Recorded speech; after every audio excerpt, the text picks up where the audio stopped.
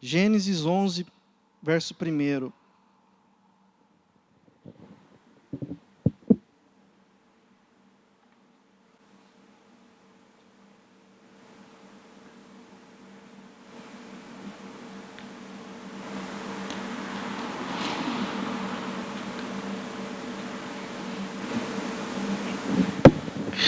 Amém? Diz assim: no mundo todo havia apenas uma língua, um só modo de falar. Saindo os homens do Oriente, encontraram uma planície em Sinear, e ali se fixaram. Disseram uns aos outros: vamos fazer tijolos e queimá-los bem. Usavam tijolos em lugar de pedras e piche em vez de argamassa. Depois disseram: vamos construir uma cidade com uma torre que alcance os céus. Assim nosso nome será famoso e não seremos espalhados pela face da terra. O Senhor desceu para ver a cidade e a torre que os homens estavam construindo. E disse o Senhor: eles são um só povo e falam uma só língua. E começaram a construir isso. Em breve, nada poderá impedir o que planejam fazer. Venham, desçamos e confundamos a língua que falam, para que não entendam mais uns aos outros. Assim o Senhor os dispersou dali por toda a terra e pararam de construir a cidade. Por isso foi chamada Babel, porque ali o Senhor confundiu a língua de todo o mundo. Dali o Senhor os espalhou por toda a terra. Amém? Essa história, se você for ver Gênesis 10 para trás, você vai ver que depois do dilúvio, Deus dá uma ordem a Noé e aos seus descendentes, aos seus filhos, para que eles povoassem a terra novamente. Então eles precisavam se espalhar. Eles precisavam ter filhos, colocar a descendência, trazer a descendência, mas de forma não concentrada. Teria que espalhar mesmo. Mas essa galera aqui teve uma ideia muito louca. Eles pensaram: não, vamos fazer uma cidade, aí a gente constrói uma torre, todo mundo vai olhar essa torre de longe, a gente vai ficar famoso e não vai precisar ser espalhado. Só que o plano de Deus era que eles se espalhassem, para que toda a terra fosse cheia de descendentes, de pessoas, amém? Então o que ele faz? O que Deus faz? Ele fala: não pode acontecer isso. Porque se eles estão dessa forma, construindo uma cidade, construindo uma torre, e aí Deus até cita aqui, eles estão falando a mesma língua, não, eu vou confundir essa língua, para que então eles não consigam fazer isso. Porque se eles continuarem falando a mesma língua, o que vai acontecer? Ele disse o termo aqui: nada poderá impedir o que planejam fazer. Nada poderá impedir o que planejam fazer. Então Deus vai, desce e confunde a língua, e aí então ninguém entende mais ninguém.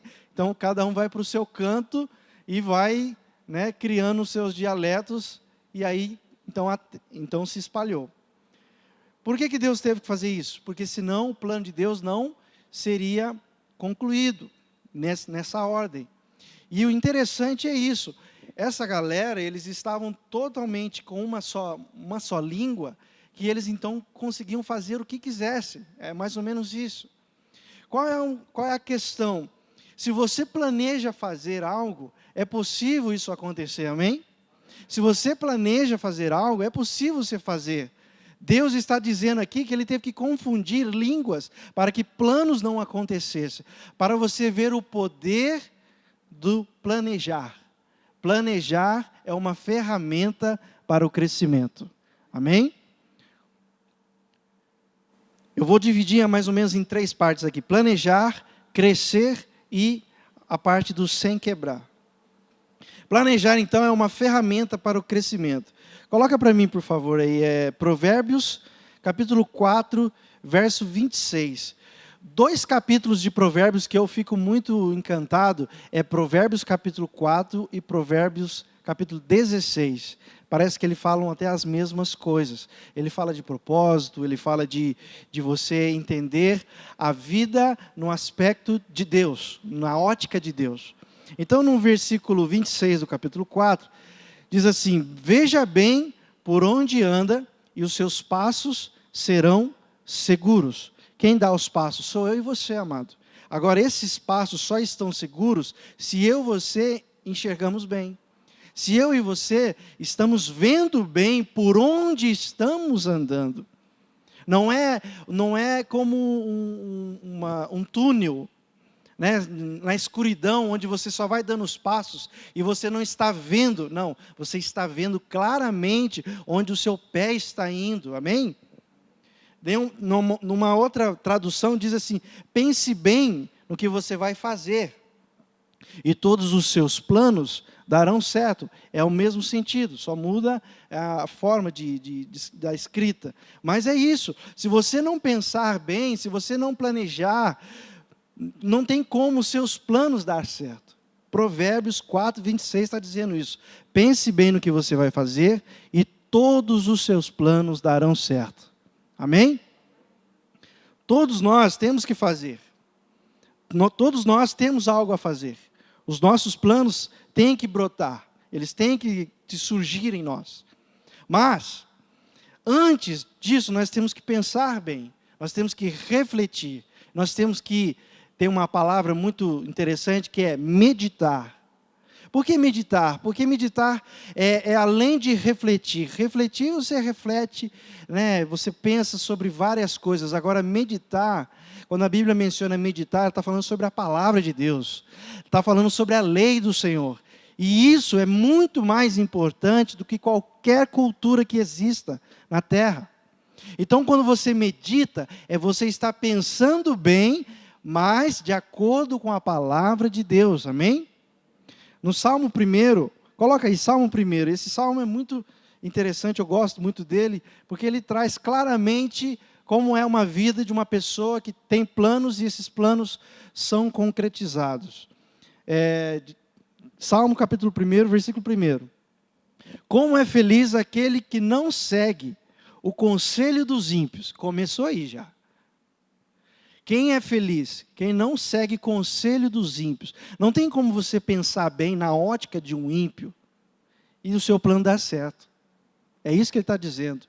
Você tem que estar na ótica de Deus. Você tem que estar no plano de Deus. Então os seus planos vão dar certo. Por isso que você tem que pensar bem, meditar bem, para que esses planos estejam totalmente de acordo com aquilo que Deus quer. Amém? Como é feliz aquele que não segue o conselho dos ímpios, não imita a conduta dos pecadores. Não é uma pessoa que vive assim, colocando aquela pessoa como sua referência. Ah, a pessoa é tão legal, eu sigo no Instagram, tem milhões de seguidores, e daí? É tipo isso. Você vai se adequar então àquilo? Só porque é legal? Não. Não imita a conduta dos pecadores. E nem se assenta na roda dos zombadores. É aquele que participa. Não é aquele que somente está, assim, passou, né, do lado. Não. Ele convive com os zombadores. E ele está dizendo, feliz é aquele que não faz esse tipo de coisa. Que não segue o conselho dos ímpios, não imita a conduta dos pecadores e nem se assenta na roda dos zombadores. Mas o que ele faz? Aí lá no próximo versículo diz, ao contrário, é totalmente contrário. Conversão é contrário. Não tem como você falar que eu estou seguindo a Deus e estou sendo amigo do mundo. João diz isso. Então é ao contrário, não tem como eu seguir, imitar a conduta dos pecadores e querer ser imitador do Senhor. Não tem como. Nós precisamos imitar o Senhor. Então, é por isso que ele diz, ao contrário, sua satisfação. Sabe o que é satisfação? É você chegar no restaurante com fome, você vai lá, passa o que você quer comer, e você come à vontade, e aí você está satisfeito. Nada te falta. A lei do Senhor é uma satisfação. Nela você medita dia e noite. Dia e noite. Eu li num livro uma vez, chamado Uma Vida com Propósito, que diz que no cérebro, a atividade cerebral de meditar é a mesma atividade cerebral de preocupar. Você sabia disso? A mesma atividade cerebral de meditar é a mesma de preocupar. Qual que é a diferença, então? É que um está direcionado para algo que talvez nem possa acontecer, e o outro está direcionado para algo que é fundamento, que é a palavra do Senhor. Então, onde está a sua direção dos pensamentos? Você precisa meditar dia e noite, na onde? Na palavra do Senhor. Porque quando nós não meditamos, você pode perceber, quando você não está refletindo a palavra do Senhor, quando você não está meditando, você está andando preocupado com alguma coisa. Você pode se policiar e você vai ver isso. Porque é uma tendência, é uma coisa cerebral. Agora, se você coloca essa atividade na palavra do Senhor, você vai ver que isso vai ser de grande valor para você. E aí o texto continua. O que acontece? Qual é o resultado dessa satisfação na lei do Senhor, de meditar nessa lei dia e noite? É como uma árvore plantada à beira de águas correntes. Dá fruto no tempo certo e suas folhas não murcham. Tudo o que ele faz, prospera. Tudo o que ele faz, prospera. Se você e eu, amados, meditarmos na palavra do Senhor, estarmos de acordo com a palavra do Senhor, tudo que eu e você fizermos nessa terra vai prosperar em nome de Jesus, amém? Você pode aplaudir o Senhor por isso? Os nossos caminhos têm destino de prosperidade, porque em Cristo nós prosperamos. Provérbios capítulo 16, coloca aí por favor. Provérbios 16, versículo 2, diz assim, ó. Todos os caminhos do homem lhe parecem puros. Todos os caminhos do homem lhe parecem puros, mas o Senhor avalia o espírito. O que é o espírito? É a intenção daquilo. Não adianta você simplesmente falar, não, eu estou indo na igreja. Não, eu estou indo no culto. Deus não está vendo essa ação por si só. Ele está vendo o quê? Ele está avaliando o espírito. Ele está avaliando a intenção. Por quê? Como você está indo? Por que você está indo? Essa é a avaliação que Deus faz conosco, amados. Por isso que nós precisamos entender que não são todos os caminhos que vão nos permitir viver a vontade de Deus, por mais que pareçam puros para nós. E aí no versículo 3, ele diz assim, consagre ao Senhor tudo o que você faz, e os seus planos serão bem-sucedidos. Sabe o que eu acho interessante nesse versículo? Que ele diz assim, consagra ao Senhor tudo o que você faz. E geralmente, a gente consagra ao Senhor o que a gente tem. Você já parou para pensar nisso? Ah, Senhor, eu consagro meu carro, consagro minha bicicleta, consagro minha moto, consagro minha casa, consagro minha família. A gente consagra o que a gente tem, mas não o que a gente faz. Por que consagrar o que faz? Porque aquilo que nós fazemos tem que ser um reflexo da glória do Senhor, amém? Consagrar ao Senhor tudo o que fazemos é a garantia de que os nossos planos serão bem-sucedidos. Você quer ter os seus planos bem-sucedidos? É só consagrar ao Senhor tudo o que você faz. Não é só o que você faz na escola, não é só o que você faz na igreja, não é só o que você faz no trabalho, não é só o que você faz em casa, é o que você faz em todos os lugares. Consagre ao Senhor tudo o que você faz, e os seus planos serão bem-sucedidos. Planejar sem Deus, amados, é o mesmo que escrever na areia da praia. Você já escreveu assim com um galho na areia? E aí você está ali perto do mar, né? E de repente vem a onda, o que acontece? Quando a onda passa, já acabou tudo que você escreveu. Os nossos planos não podem estar escritos dessa forma, amados. Quando nós escrevemos sem a palavra do Senhor, sem a vontade do Senhor, os nossos planos são assim. Eles não podem estar escritos na areia. Eu assisti um filme esses dias, que estava falando de um senhor que ele, quando era jovem, ele foi para um lugar turístico, assim, muito legal e tal, marcou a vida dele, e aí, quando ele estava velho, no filme contando agora a vida dele depois de um tempo, ele já idoso, ele decide fazer uma viagem de volta àquele lugar, depois de muitos anos, e ninguém entende o porquê, nem nada, e aí acontece o filme lá, e aí, num trecho, mostra ele naquele lugar que ele queria estar, e aí então ele chega perto de uma folha assim, tipo de uma pedra, tinha uma folha em cima, ele tira a folha e está lá a marca dele de anos atrás, que ele marcou ali. Ele marcou o nome dele, tipo as iniciais e o ano que ele estava. E aí depois ele veio agora fazer uma outra marca com o nome dele, as iniciais e o ano atual. Ele estava escrevendo em um lugar que não sai. Eu e você, nós temos que escrever a nossa história na rocha, amado. A nossa história tem que estar escrita na rocha. Por quê? Porque ali é onde os planos serão bem-sucedidos, amém? Planejar é assim, planejar na vontade do Senhor é dessa forma. Nós temos que escrever a nossa história na rocha. Existe também a possibilidade de replanejar? Sim, isso é possível. Mas, nós temos que ter uma coisa na nossa mente. Replanejar, ele vai necessitar de um processo que começou e que acabou no meio do caminho e que vai ter que voltar de novo. Recomeçar, replanejar, é o processo novamente. É como se você tivesse, né, naquele ano eletivo na sua escola e foi. Tinha os planos certinhos, mas você se atrapalhou. Não, eu vou fazer os planos de novo. Vai ter que começar tudo de novo. Não tem outra saída, não tem outro jeito. Replanejar é importante.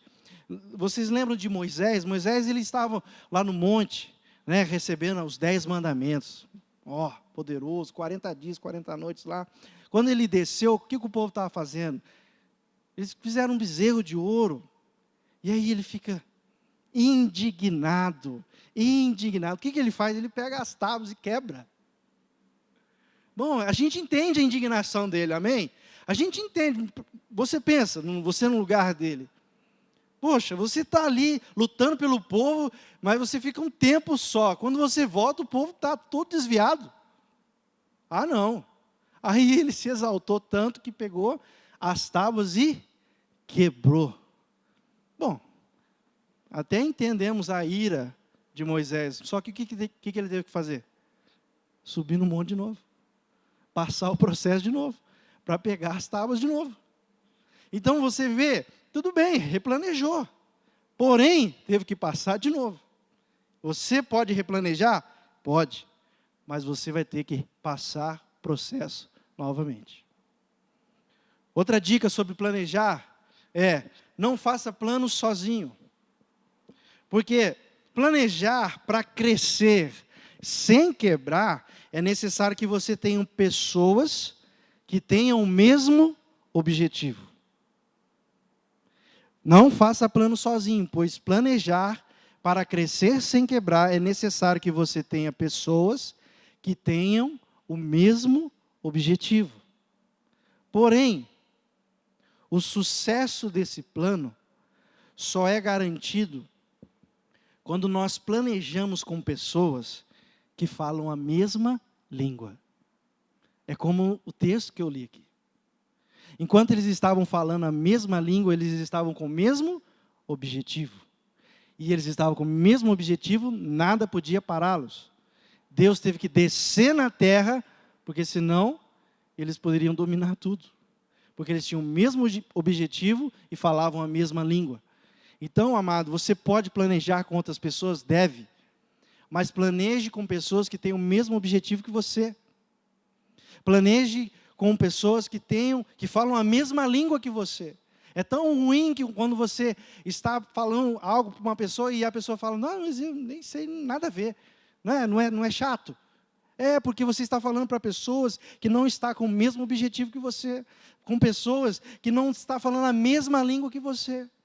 Então, sucesso é garantido quando nós planejamos com pessoas que falam a mesma língua. Ouça, eu vi no Instagram esses dias, acho que foi hoje. Ouçam quem tem resultados e não opiniões. Os resultados determinam tudo, amado. Os resultados determinam tudo. Opiniões nós podemos ter diversas. E opiniões a gente pode ter uma agora e daqui a pouco nem ter mais. Elas mudam. Agora o resultado não. O resultado já foi. Ele já aconteceu. Ele é um fato. Amém? A parte de crescer. Nós temos que planejar para crescer. Agora, será que é mesmo necessário crescer? Certa vez eu, com uma pessoa conversando, eu era adolescente ainda, e aí, conversando sobre coisas da vida, eu falei, mas você não quer crescer? Aí a pessoa falou, não. Ué, se a pessoa não quer crescer, o que eu posso falar para uma pessoa que não quer crescer? Nada. Não é o meu objetivo. Então eu só me afastei e, paciência. Não quer crescer. Se crescer é o nosso objetivo, então nós temos que entender uma coisa. Vai doer. Crescer dói. Amadurecer custa. Crescer dói, amado. Vai doer. Vai doer aonde? Nas suas emoções. Vai doer aonde? Nas suas opiniões.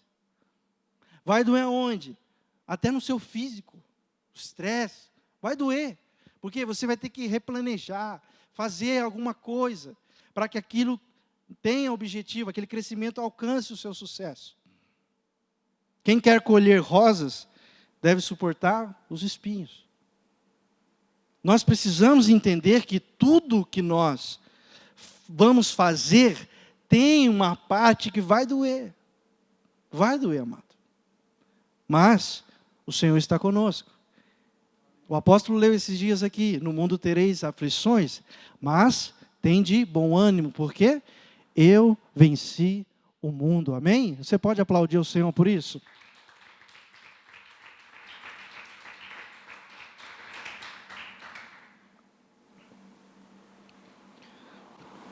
Amados, Deus é tão sublime e poderoso, que Ele é tão grande, tão sublime, Ele não pode se encaixar no seu achismo.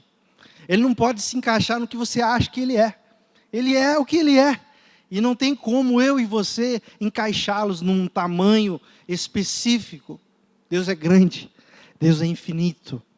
Deus é mais. Amém? Você quer conhecê-lo? Você quer saber o seu propósito? Então, o que você vai ter que fazer?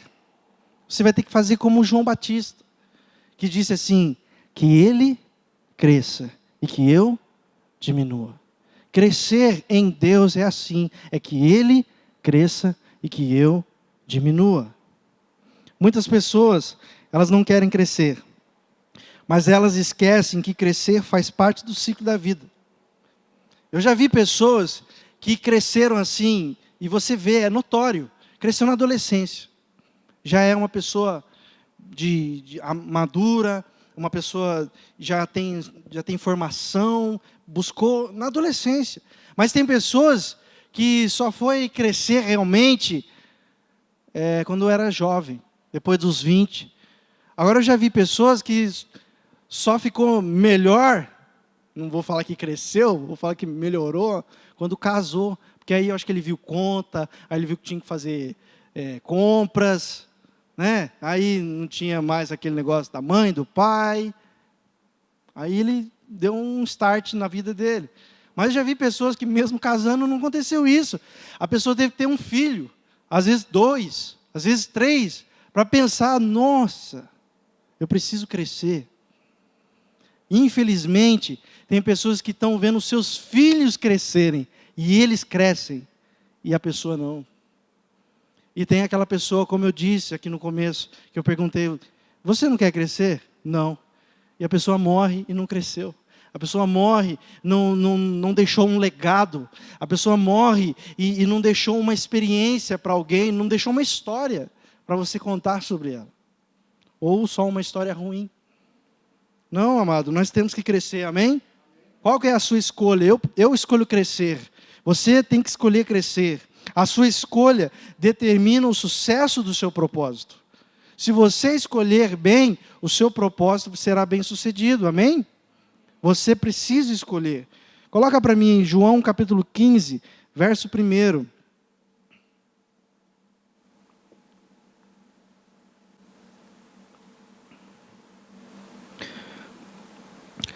Eu sou a videira verdadeira e o meu pai é o agricultor.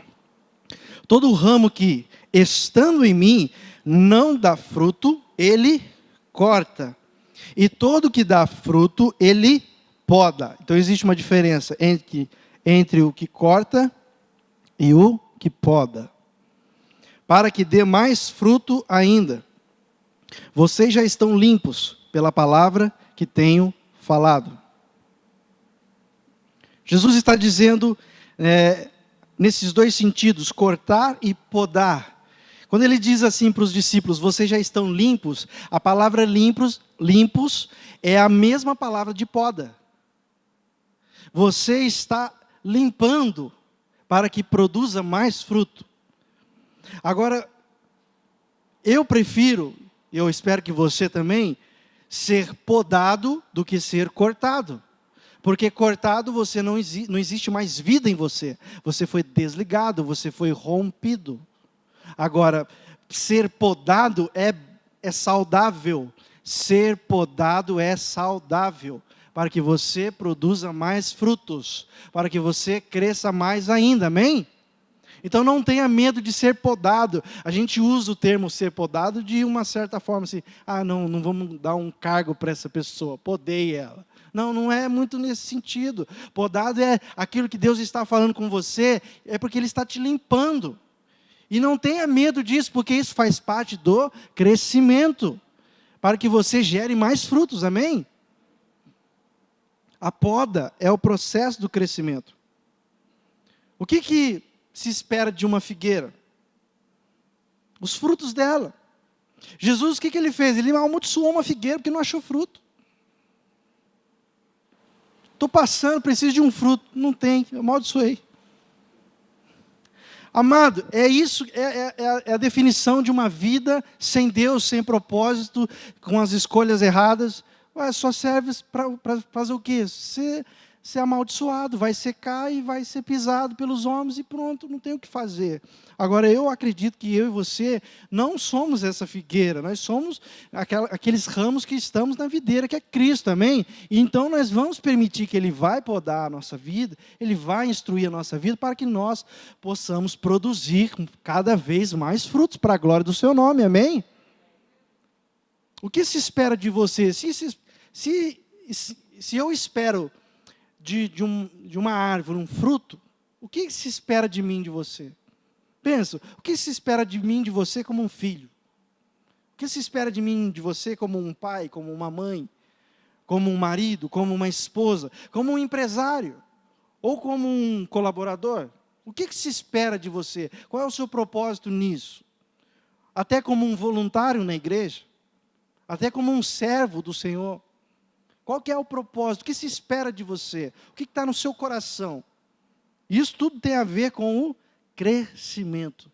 Jesus sempre nos instruiu os seus discípulos para que nós possamos crescer. Então, nós estamos planejando para crescer em Cristo, amém? Agora, planejar para crescer, e vamos para a parte do sem quebrar. Existe. Existem pessoas que planejaram, que cresceram e que quebraram. Sim. E não é só no sentido financeiro, não. Quebraram no casamento, quebraram na sua família, quebraram nas suas emoções, porque aí agora a pessoa ficou depressiva, não tem autoestima. Também é uma quebra. Isso também é quebra. Não quebrar é a garantia do crescimento. É a garantia daquele processo de crescimento.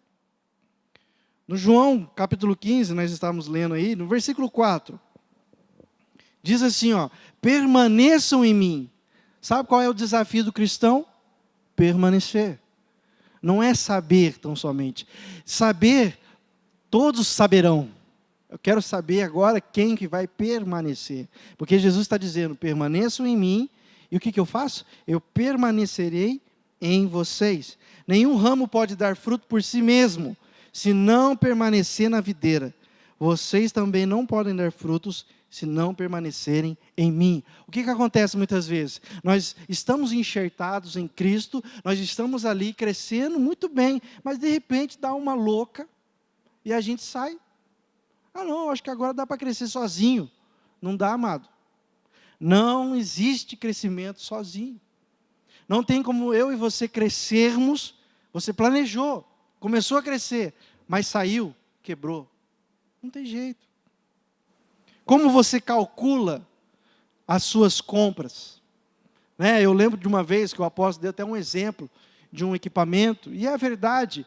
Como que você calcula as suas compras?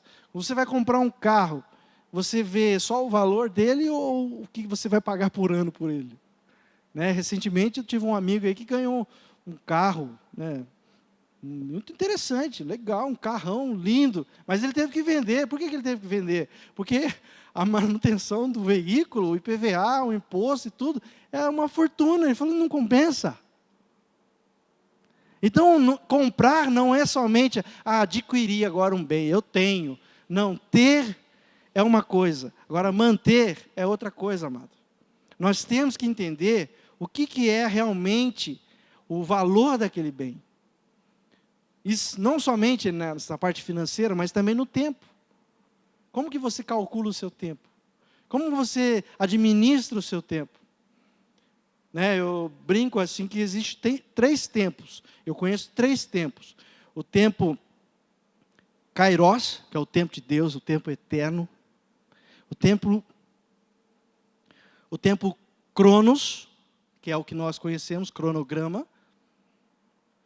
E o tempo que alguém inventou, um tempo doido, que a pessoa acha que 5 horas é 6 para ele. É só na cabeça dele. Ele vive atrasado com tudo, ele vive desorganizado em tudo. Ele vive num mundo paralelo dentro do Cronos. Isso não existe, amado. Como que você vai planejar para crescer sem quebrar? Você já quebrou. Você não consegue administrar o seu tempo? Você precisa aprender a administrar o seu tempo. Eu lembro de uma vez que eu fui numa conferência, até o pastor Silmar Coelho que estava falando sobre isso, e aí depois no final eles passaram um esboço, né? E aí ele estava mostrando como é que deveria ser um cronograma de um funcionário, né? Um exemplo. E aí lá, 8 horas, checar e-mail, 8h10, fazer tal coisa, 8h20, falei, nossa, se alguém vê isso aqui, realmente fica mais eficiente, né? Por quê? Porque às vezes a gente vai assim, estou sentindo, né? E às vezes se você tivesse um cronograma para se guiar, melhor. Já vi muitas pessoas que estudam sozinhos, autodidatas, mas a pessoa tem um cronograma, um quadro louco lá, tal dia estudar matemática, tal dia português, tal dia não sei o quê, tal dia... É um cronograma. Então, como você calcula o seu tempo? Como você administra o seu tempo? Isso também tem a ver com não quebrar. Não quebrar é manter o equilíbrio. E aí existe uma coisa que eu acho interessante. Existe uma parte que é um risco e existe a parte que é a segurança. Você tem que saber equilibrar isso. Vai existir momentos que vai exigir de você o risco. Vai exigir momentos que vai surgir momentos que vai exigir de você a segurança. E você precisa estar ligado. Você precisa saber qual é o momento do risco ou o momento da segurança. A gente pode ver o apóstolo Paulo, né, na história, que as pessoas falaram, não, você não pode voltar para Jerusalém, eles vão pegar você. Não, agora é o momento do risco. É o momento que eu vou. Agora já teve um momento que ele teve que fugir, é o momento da segurança. Amém, amado? Você tem que entender que existe um momento do risco e um momento da segurança. Coloca para mim, Eclesiastes capítulo 3, verso 6. Olha aí, está dizendo aí, tempo de procurar e tempo de desistir, tempo de guardar e tempo de jogar fora. Então existe um tempo que você vai fazer uma coisa e existe outro tempo que você vai fazer totalmente oposto. E está tudo bem, desde que você saiba administrar isso, amém? Desde que você saiba fazer isso de forma que o seu crescimento ainda continue. Amém? Sabe aquela pessoa que quer ter um carro, um adolescente quer ter um carro, mas ele não tem habilitação ainda. Bom, é justo ele ter um carro? Claro que é. Mas não está no tempo. Aquele momento é o tempo de ele não ter carro. Então não tem carro. Depois de habilitar, tem carro. Então é só um tempo. Se você não souber administrar tempo, você se quebra. Amém? Conseguir o que queremos imediatamente pode até não ser o melhor para nós.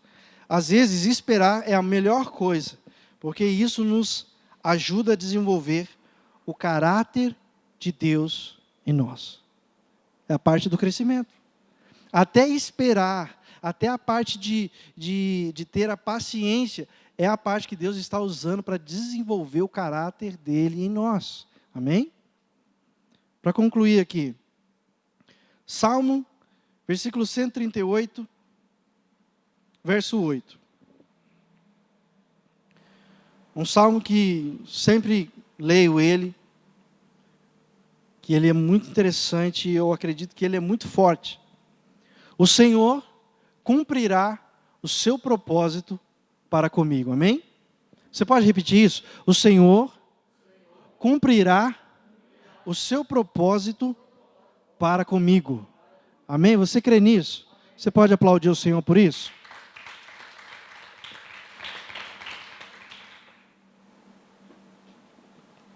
O Senhor cumprirá o seu propósito para comigo. Sabe quem disse isso? Davi. Davi foi um homem segundo o coração de Deus. Ele teve as suas falhas? Teve. Ele teve os seus erros? Teve. Os seus erros teve consequências grandes. Mas ele era um homem segundo o coração de Deus. O que significa isso? É um homem que não anda segundo as suas opiniões. Ele não anda segundo os seus achismos. Ele andava segundo aquilo que Deus pensava. Por isso que era um homem que tinha um coração segundo o coração de Deus. Ele falava: Senhor, como é que está o seu coração? Está assim, então eu vou fazer assim. É isso. Quando nós estamos unidos com Deus, aí então o Senhor cumprirá o seu propósito em nós. O propósito da sua vida, o propósito da sua existência está em Deus. Não está nas coisas que você está procurando. As coisas que estão à nossa volta, elas podem nos ajudar, nos iluminar, clarear, mas o propósito real da nossa vida está em Deus. Amém? Só Ele pode cumprir realmente o propósito dele em nós. E para isso é necessário que eu e você estejamos dispostos a planejar a nossa vida de acordo com os planos de Deus. Para eu encerrar aqui, Mateus capítulo 1, não precisa colocar, conta a história do nascimento de Jesus. José e Maria, eles estavam casando como qualquer casal, só que José não sabia que Maria estava grávida. José recua. Não, como? Eu vou desfazer o casamento, como pode ela estar grávida? Ele ia tomar uma atitude nobre. Porém, por ser Cristo que estava no ventre de Maria, o anjo aparece para ele e fala: não faça isso, porque aquilo que está em Maria foi concebido pelo Espírito de Deus. E começa então a mostrar para ele a revelação daquilo que estava acontecendo. Aquele menino e diz para ele: você vai colocar o nome dele de Jesus. E Jesus é o mesmo termo de Josué, o Salvador. Então ele começou a clarear a mente do José, para ele não fazer a besteira. Ele estava com o plano dele estava legal, estava lindo. Só que no meio do plano dele tinha um plano de Deus. E ele estava disposto a abrir mão um pouco do seu plano, para concluir o de Deus. Então ele foi e deu o nome Jesus, e foi, saiu de uma terra, foi para outra, morou em um lugar, se escondeu porque estavam querendo matar a criança, e a história vai. Depois ele volta e continua o seu matrimônio. Os seus planos continuam. Você está disposto a colocar os seus planos de acordo com os planos de Deus? É isso que ele está dizendo, o Senhor cumprirá o seu propósito para comigo. Então depende de você, depende da sua escolha, depende da nossa escolha. Se nós queremos realmente permitir crescermos nele, então nós vamos planejar a nossa vida para crescermos e jamais seremos abalados em nome de Jesus. Amém? Você pode aplaudir o Senhor por essa palavra. Coloque-se de pé. Coloque-se de pé. Eu gostaria que você refletisse no seu lugar. Quais são os planos que você tem? Como você tem planejado a sua vida? Será que você tem planejado de acordo com as circunstâncias? Talvez você tenha planejado de acordo com a sua classe, ou com as suas opiniões, ou você tem planejado a sua vida em cima daquilo que Deus já disse na sua palavra, em cima daquilo que Deus já prometeu na sua palavra. Nessa noite você possa colocar os seus olhos no Senhor, que é o autor e consumador da nossa fé. Feche os seus olhos, vamos fazer uma oração. Pai, nessa noite, nós estamos aqui reunidos. Nós sabemos quão é importante planejarmos a nossa vida, para que possamos crescer, e crescer sem quebrar. Mas nós aprendemos aqui nessa noite, que planejar, fazer um plano, sem a sua palavra, é destruição, é frustração. E nós não queremos ser frustrados na nossa geração. Nós não queremos ser frustrados nos nossos dias. Nós queremos ser pessoas que vivem o seu propósito nessa geração. Pessoas que planejaram para crescer e que não quebraram, porque o Senhor está nos proporcionando essa vida. O Senhor está cumprindo o seu propósito em nós. Em nome de Jesus, que nessa noite, cada um de nós possamos sair daqui com os nossos planos de acordo com os seus planos, porque nada mais importa do que fazer a sua vontade, em nome de Jesus. Amém e amém. Você pode aplaudir o Senhor mais uma vez? Vamos cantar.